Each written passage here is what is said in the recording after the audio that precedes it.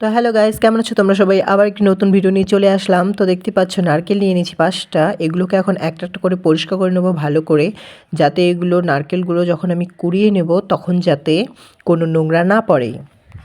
দেখো, প্রথমে আমি হাত দিয়ে ছাড়িয়ে নিচ্ছিলাম, ভাবলাম ইজি হবে, তারপর হাত দিয়ে পারছিলাম না, তাই একটি কাঠি নিয়ে নিয়েছি। তো এটা দিয়ে ভালো করে আমি পরিষ্কার করে নেব। তো দেখো, এক এক করে বাদবাকিগুলোও পরিষ্কার করে নিলাম। তো আমার ৫টা নারকেল পরিষ্কার করা হয়ে গেছে।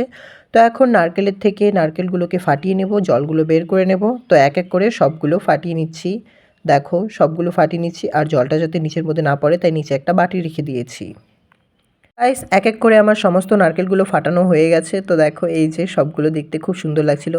তারপর একটা একটা করে সবগুলো নিয়ে আসলাম, তারপর এক একটা করে সবগুলো কুড়িয়ে নিচ্ছি। গাইস দেখো, এটা অনেক ধৈর্যের কাজ গাইস, আমার তো কোমর পুরো একসময় লেগেই গেছিলো। তো দেখো গাইস, এক এক করে সমস্ত নারকেলগুলো আমার কোরানো শেষ। তো দেখো, যেইটুকুনি লেগেছিলো ওগুলো আর করিনি। তারপর মা হাত দিয়ে চিপে চিপে রসগুলো বের করে নিচ্ছে, যাতে শুকনো একদম ঝরঝরা হয়। তারপর চলে আসলাম রান্নাঘরে চিনি আর গুড় দিয়ে ভালো করে মেখে নিচ্ছে।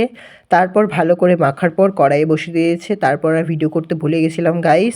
তো দেখো, নাড়ু বানানো হয়ে গেছে গাইস। নাড়ুগুলো কেমন হয়েছে সবাই কমেন্ট করে জানাও। Tata bye.